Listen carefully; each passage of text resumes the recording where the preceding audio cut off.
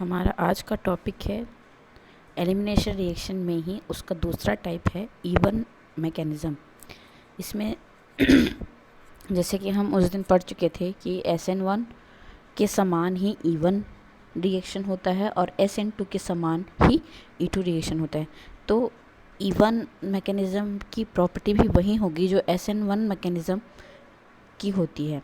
ये चूँकि हम जानते हैं SN1 जो होता है वो यूनिमॉलिकुलर होता है और E1 भी क्या होता है, यूनिमॉलिकुलर रिएक्शन। इसलिए ये जो रिएक्शन होता है इसमें दिया है the reaction E1 reaction produce via two step mechanism. ये क्या होता है, टू स्टेप मैकेनिज्म होता है। The bond to the leaving group breaks first. ये लिविंग ग्रुप क्लोराइड है, तो यहाँ पे सबसे पहले क्या होगा, लिविंग ग्रुप का जो बॉन्ड है वो ब्रेक होगा। Before the pi bond is form, pi bond के बनने से पहले क्या होगा, एक आपका जो लिविंग ग्रुप के साथ जुड़ा हुआ सिग्मा बॉन्ड है वो ब्रेक होगा। The slow step is unimolecular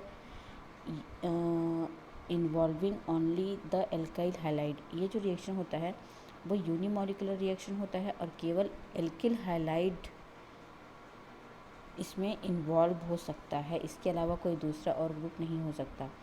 it exhibit, ये जो रिएक्शन होता है वो फर्स्ट ऑर्डर काइनेटिक को फॉलो करता है। रेट ऑफ रिएक्शन जो होता है वो केवल सब्सट्रैक्ट मतलब एल्किल हाइलाइड की कंसंट्रेशन पे डिपेंड करता है।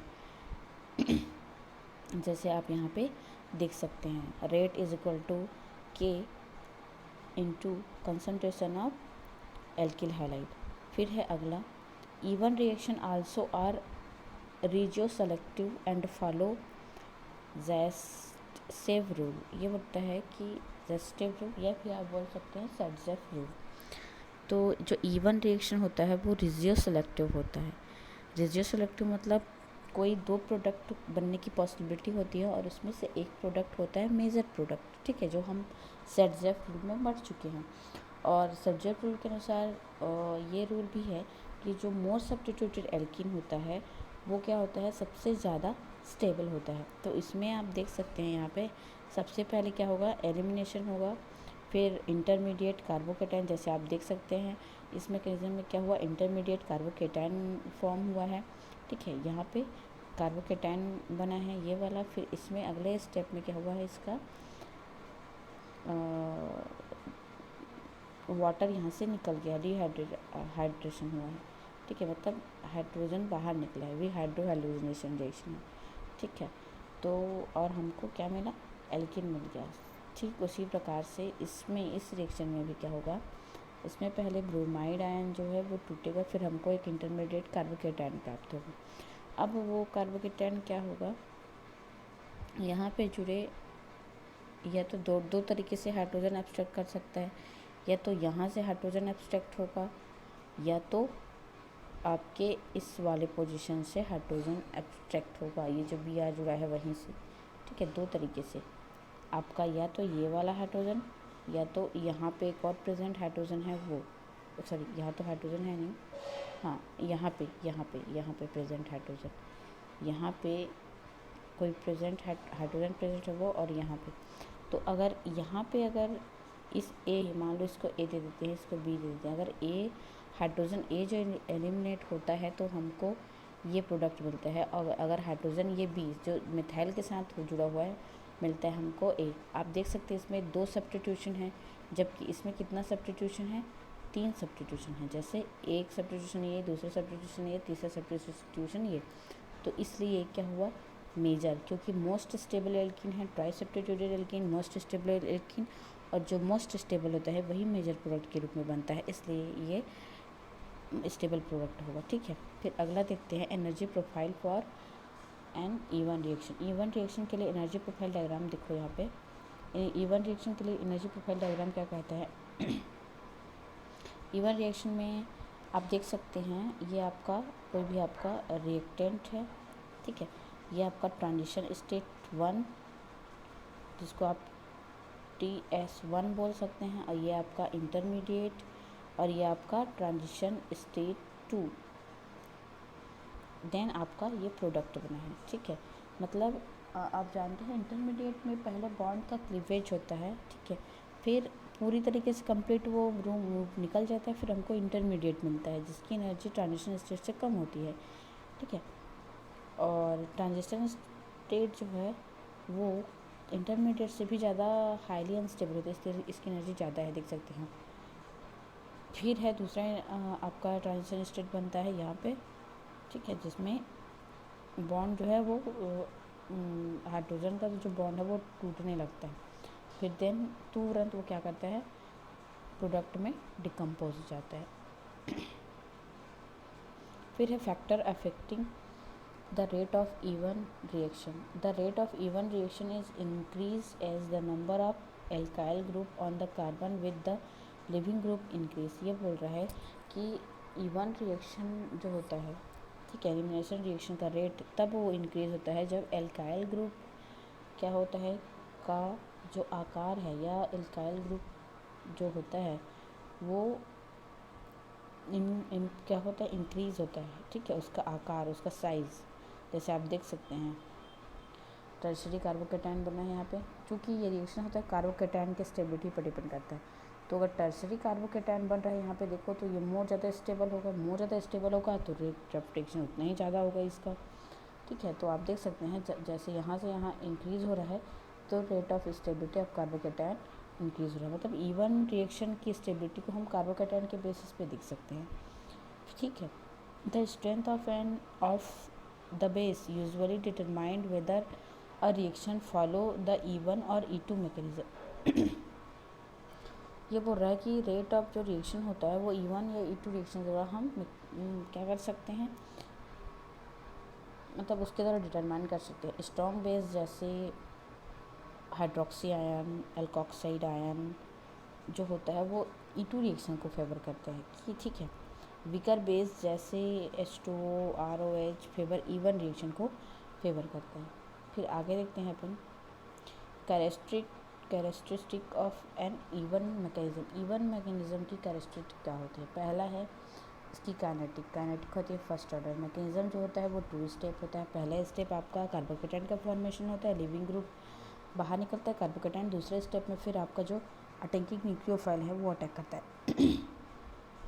फिर है identity of R group. R group जो अगर बड़ा है तो उसका स्टेप मतलब रेट ऑफ रिएक्शन क्या होगा, फास्ट होगा। स्ट्रेंथ ऑफ बेस का स्ट्रेंथ वीक है, जितना ज़्यादा वीक बेस होगा, ठीक है, उतना ही वो क्या होगा, फेवरेबल होगा, ठीक है। लिविंग ग्रुप इसमें क्या है, better leaving group led to fast reaction rate. जितना अच्छा लिविंग ग्रुप होगा रिएक्शन का रेट उतना ही फास्ट होगा। Just as in SN1 mechanism, जैसे SN1 मैकेनिज्म में the rate determining step involve CX bond cleavage. हम जानते हैं CX बॉन्ड का जो क्लीवेज होता है वो स्लो स्टेप होता है, और जो स्लो स्टेप होता है वही क्या स्टेप होता है, रेट डिटरमिनिंग स्टेप। इसलिए यहाँ इस इवन रिएक्शन में भी जो फर्स्ट स्टेप है एल्किल हैलाइड का रिमूवल और कार्बोकेटायन का फॉर्मेशन, वो स्टेप होता है आपका स्लो स्टेप और रेट डिटरमिनिंग स्टेप होता है। टाइप ऑफ सॉल्वेंट, इसमें favourable by protic solvent which can stabilise the ionic intermediate. ये बोलता है कि हम इसमें प्रोटिक सॉल्वेंट यूज़ कर सकते हैं, क्योंकि कार्बोकेटायन को स्टेबल करने के लिए हम इसमें प्रोटिक सॉल्वेंट यूज़ कर सकते हैं। फिर लिखा है E1 SN1 and E1 reaction. SN1 और E1 reaction have exactly the same first step formation of carbocation, they differ in what happen to carbocation. इसमें मतलब दोनों में कंपैरिजन किया गया है SN1 और E1 रिएक्शन में, कि देखो SN1 और E1 का जो पहला स्टेप है वो तो सेम होता है, क्योंकि दोनों में क्या होता है, दोनों में कार्बोकेटायन का फॉर्मेशन होता है, ठीक है। और जो SN1 रिएक्शन होता है उसमें क्या करता है, उसमें न्यूक्लियोफाइल अटैक करता है। जबकि जो SN2 रिएक्शन होता है उसमें क्या होता है, जो बेस है, ठीक है, आप देख सकते हैं बेस और न्यूक्लियोफाइल दोनों अलग अलग चीज़ है ना। ज़रूरी नहीं है कि न्यूक्लियोफाइल बेस की तरह काम करे या बेस न्यूक्लियोफाइल की तरह काम करे, दोनों अलग अलग है, ठीक है।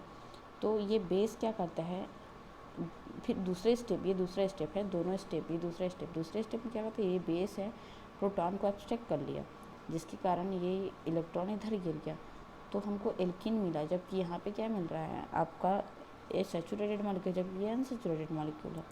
तो इन दोनों के बीच अंतर यही है। Since in the both reaction the rate determining step are the same, they cannot be individually controlled. ये बोल रहा है कि दोनों रिएक्शन का जो रेट डिटर्मिनिंग स्टेप है वो तो सेम है, लेकिन इन दोनों को हम इंडिविजुअल कंट्रोल नहीं, अलग अलग रूप से हम इसको कंट्रोल नहीं कर सकते. तो दोनों रिएक्शन क्या है, पैरेलली चलने वाले रिएक्शन है.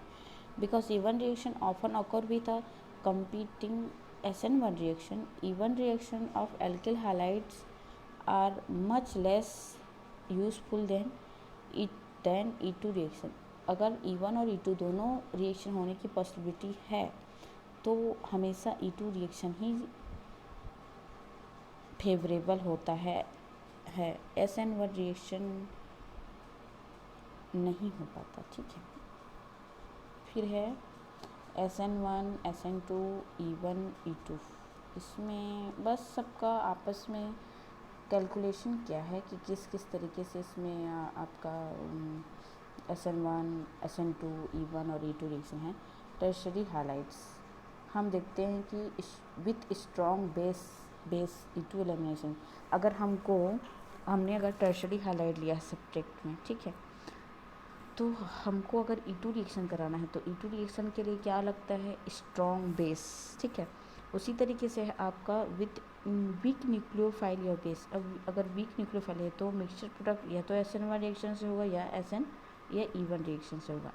अगर फर्स्ट हाइलाइट है तो strong base strong nucleophile substitution होगा SN2 में. ठीक है, with strong strictly hindered base की प्रेजेंस में, जो कि बहुत ही स्ट्रिक्टली हिंडर्ड है, वो E2 मैकेनिज्म से होगा. ठीक है, फिर अगला है secondary highlights with strong base और nucleophile. A mixture of SN1 E2 reaction a product form. मतलब दोनों का हमको क्या मिलेगा, दोनों प्रोडक्ट का मिक्सचर मिलेगा with strong strictly hindered base. अगर स्ट्रिक्टली हिंडर्ड बेस लेते हैं तो केवल E2 मैकेनिज्म से होगा. विथ वीक न्यूक्लियोफाइल और बेस या E1 या SN1 रिएक्शन से होगा. ठीक है, तो ये जनरल कहाँ पे SN1 होगा, कहाँ पे SN2, इसका जनरल एक वो था.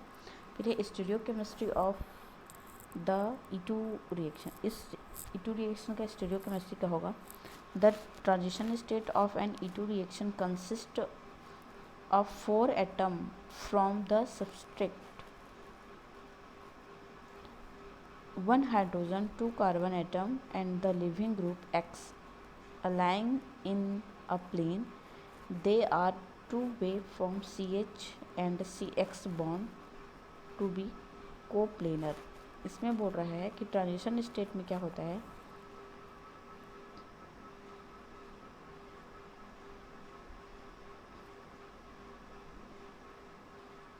चार जो एटम होते हैं, चार, जैसे एक एटम ये, दूसरा एटम ये, तीसरा एटम ये, चौथा एटम, ये क्या होते हैं, अलाइन होते हैं. मतलब एक प्लेन में आ जाते हैं. ठीक है, एक प्लेन में होते हैं ये सभी क्या होते हैं, एक प्लेन में होते हैं.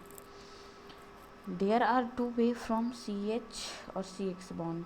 2 वे हैं. पहला है आपका देखो एंटी पेरीप्लेनर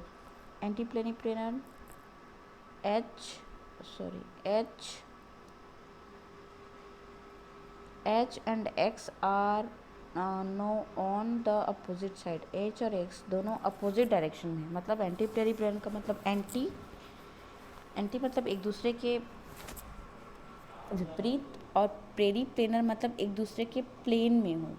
प्लेन में तो हो लेकिन एक दूसरे के क्या है, अपोजिट डायरेक्शन में. जैसे अगर ये इधर जा रहा है तो दूसरा इधर होना चाहिए. तो ये क्या होता है, एंटी पेरीप्लेनर.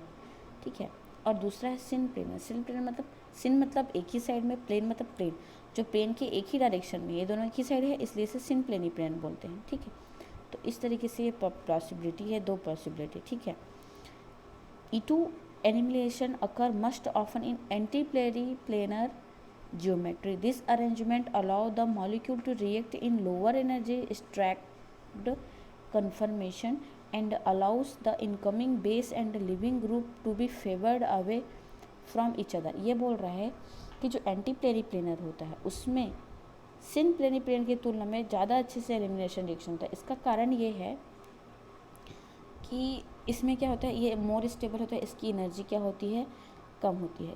सिस क्योंकि ठीक है, अब इसमें ये बोल रहा है कि this arrangement allow the molecule to react in lower energy में, ठीक है। स्टैगर्ड कन्फर्मेशन आपने जानता है, स्टैगर्ड कन्फर्मेशन, ठीक है। कैसा होता है स्टैगर्ड कन्फर्मेशन?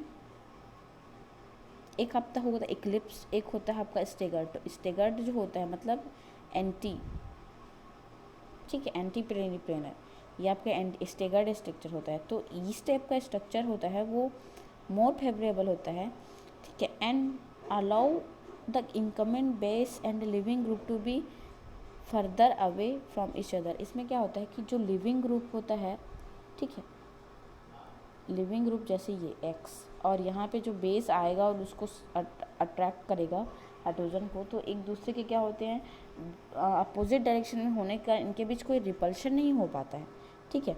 जैसे क्या हुआ इसमें, एक बार लिविंग ग्रुप टूटा, ठीक है, फिर अपोजिट साइड में क्या अटैक करेगा, बेस अटैक करेगा। जबकि इसमें क्या है, सेम ही डायरेक्शन में क्या हो रहा है, रिएक्शन होगा। तो बेस और जो भी आपका ये लिविंग ग्रुप है उसके बीच कुछ ना कुछ तो अट्रैक्शन होगा ना, मतलब सॉरी रिपल्शन तो होगा ना।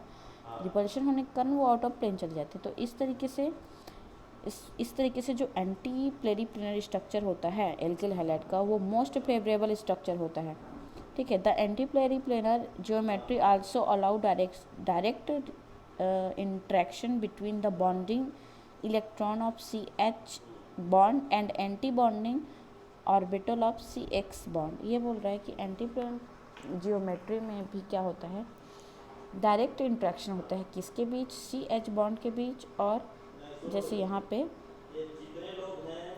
CH बॉन्ड के बीच,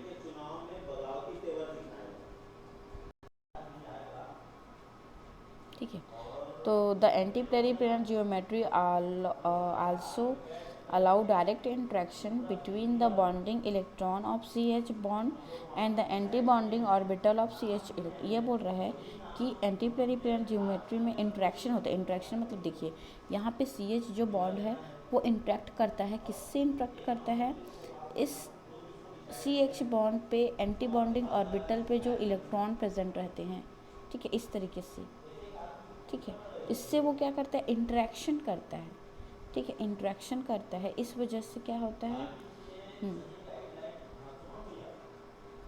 फिर है E2 reaction in 6 membered ring. 6 membered ring में elimination, the stereochemical requirement of an anti periplanar geometry in an E2 reaction has important consequence for compound containing 6 membered ring. जो 6 membered ring contain करते हैं उनके लिए बहुत ही important होता है। जैसे आप देख सकते हैं इसमें जो 6 मेंबर्ड रिंग होते हैं अपने जैसे साइक्लोहेक्सेन, ठीक है, साइक्लोहेक्सेन टाइप का स्ट्रक्चर है, इसमें एक हैलोजन ग्रुप जुड़ गया है, ठीक है।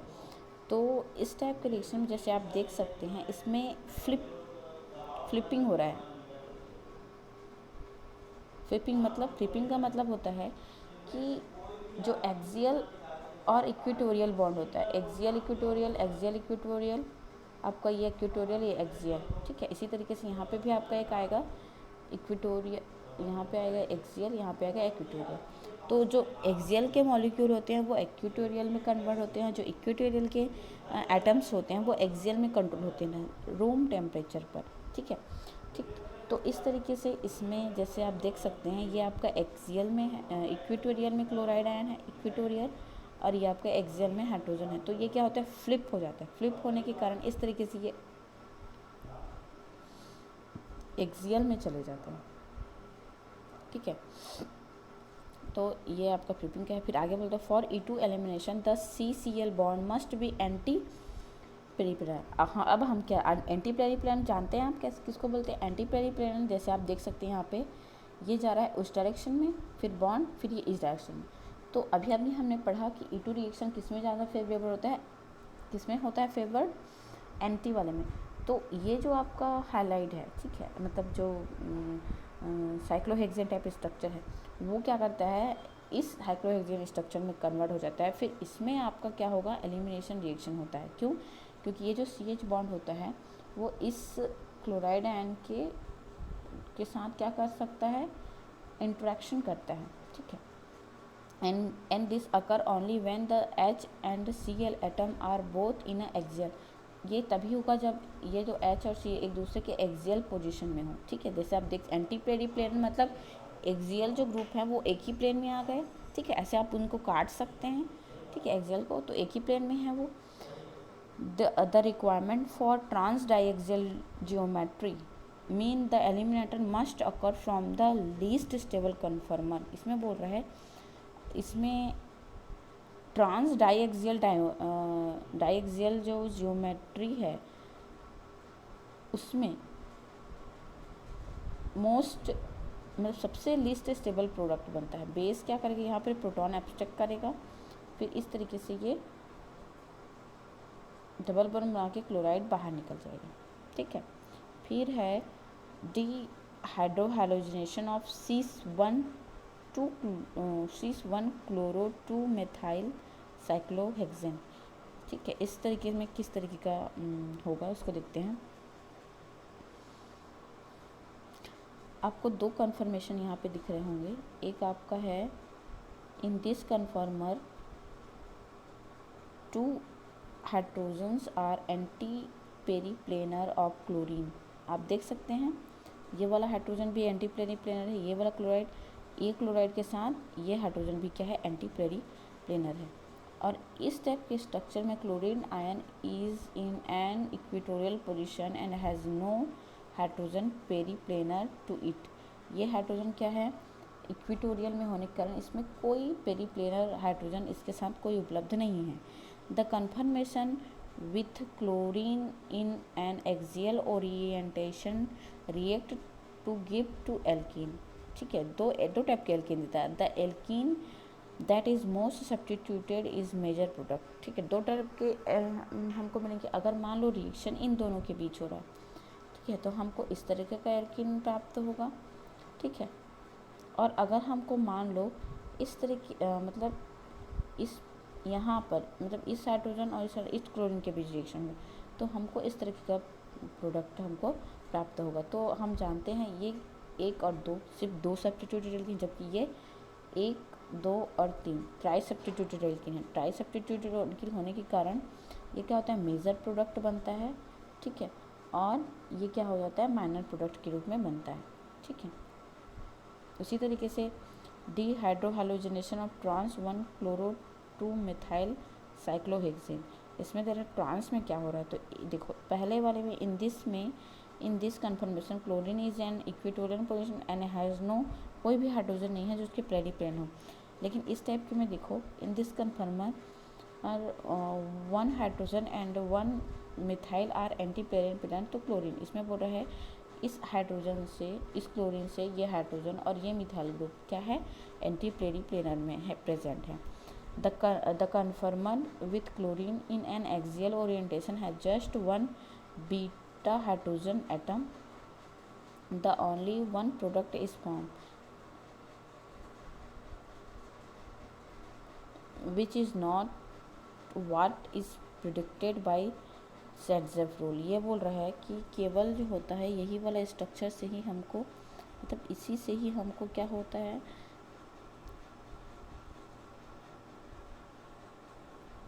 हमको शेट्ज़र रूल से एल्कीन मिलता है। केवल एक ही प्रोडक्ट बनता है, डाई सब्स्टिट्यूटेड एल्कीन बनेगा और मेजर प्रोडक्ट के रूप में ये बनता है।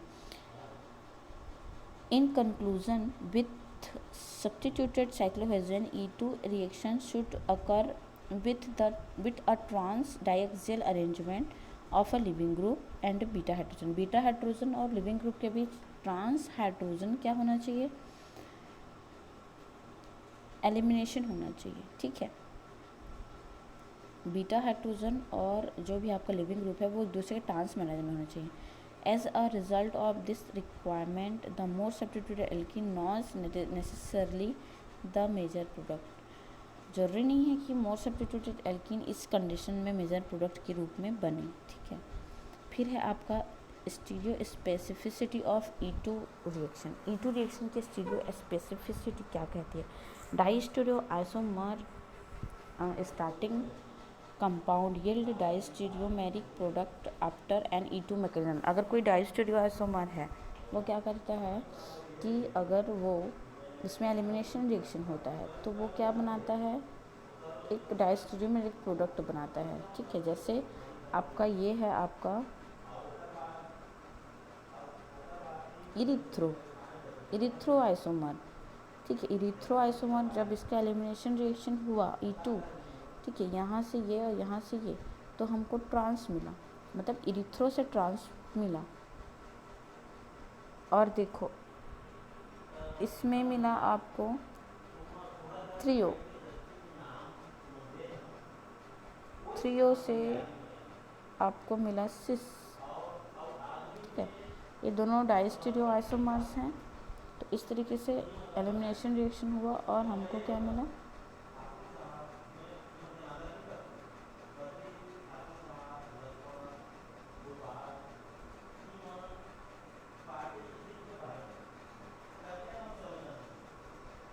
फिर है आपका E1CB रिएक्शन मैकेनिज्म, ठीक है, मतलब conjugated base mechanism, an elimination reaction that happens when a compound bearing a poor leaving group and acidic hydrogen is treated with base. E1 mechanism क्या होता है कि जब एक ऐसा एलिमिनेशन रिएक्शन जिसमें क्या होता है, कोई पुअर लिविंग ग्रुप हो, ठीक है, और एसिडिक हाइड्रोजन उसमें क्या हो, प्रेजेंट हो, ठीक है। तो इस तरीके का अगर रिएक्शन होता है तो अगर इसमें बेस हम डालते हैं तो क्या होगा, ये हाइड्रोजन आसानी से निकाल लेगा, इलेक्ट्रॉन का लिविंग ग्रुप के रूप में बाहर चला गया, ठीक है। तो ये क्या होता है, conjugate base mechanism. E1CB mechanism stand for elimination unimolecular conjugated base. The reaction is unimolecular from the conjugated base of the starting compound. ये जो रिएक्शन होता है वो यूनिमोलिकुलर होता है। इसमें जो स्टार्टिंग कंपाउंड होता है उसका जो बेस है, मतलब कॉन्जुगेट बेस होता है, एसिड बेस मैकेनिज्म होता है, उस तरीके से ये भी कॉन्जुगेट बेस होता है, which is formed in the, ठीक है। तो ये जो रिएक्शन होता है which in term is form by deprotonation of strong compound by a suitable base, ठीक है। इसका फिर लास्ट में क्या होता है, डीप्रोटोनेशन होता है। डीप्रोटोनेशन मतलब प्रोटॉन का रिमूवल किसी भी स्ट्रॉन्ग बेस के प्रेजेंस में। जैसे फर्स्ट स्टेप में आप देख रहे हैं तो बेस है, वहाँ से स्ट्रॉन्ग मतलब बेस है जो ले लिया और BH बना लिया जो कि कॉन्जुगेटेड एसिड हो गया। तो इस तरीके से कॉन्जुगेटेड एसिड बेस मैकेनिज्म को फॉलो करता है। The electron withdrawing group EWG can be a carbonyl group, कोई भी carbonyl group, keto, aldehyde, ester, a nitro group हो सकता है। An electron deficient aromatic group, कोई भी इलेक्ट्रॉन डेफिशिएंट एरोमेटिक ग्रुप हो सकता है। Dehydration of aldol is the most common E1CB reaction. जो एल्डोल का डिहाइड्रेशन जो होता है वो बहुत ही अच्छा कॉन्जुगेटेड बेस एलिमिनेशन रिएक्शन होता है। उसमें क्या होता है देख सकते हैं आप, एल्डोल, ये जो एल्डोल है एक तरीके का, ठीक है, उसमें बेस के प्रेजेंस में क्या होता है, ये आपका इलेक्ट्रॉन विड्रॉइंग ग्रुप है, ये अपना इसका जो हाइड्रोजन है वो क्या है, एसिडिक नेचर का होता है। यहाँ से बेस इलेक्ट्रॉन को रिएक्ट कर लिया। अब ये इलेक्ट्रॉन क्या करेगा, यहाँ पे क्या बोलते हैं, रेजोनेंस स्टेबलाइजेशन काम करेगा। रेजोनेंस स्टेबलाइजेशन कैसे काम करेगा, ये इलेक्ट्रॉन यहाँ पे डबल बॉन्ड बनाया और यहाँ पे डबल बॉन्ड इलेक्ट्रॉन यहाँ चला गया, जिससे ये नेगेटिव चार्ज हो गया। अब क्या होगा, जब अपना फिर जो है वो प्रोटॉन इलेक्ट्रॉन पूरा गिराएगा। तो कैसे गिराएगा, ये आपका गया यहाँ पे, ठीक है, ये गया यहाँ पे और ये आपका लिविंग ग्रुप के रूप में बाहर निकल गया, ठीक। तो हमको ये प्रोडक्ट हमको मिला, alpha beta unsaturated carbonyl compound, ठीक है। आज इतना में आपका एलिमिनेशन रिएक्शन कंप्लीट होता है, ठीक है। आप इसको अच्छे से पढ़िए, समझिए। नेक्स्ट वीडियो में हम फिर अगले टॉपिक के बारे में डिस्कस करेंगे। Thank you.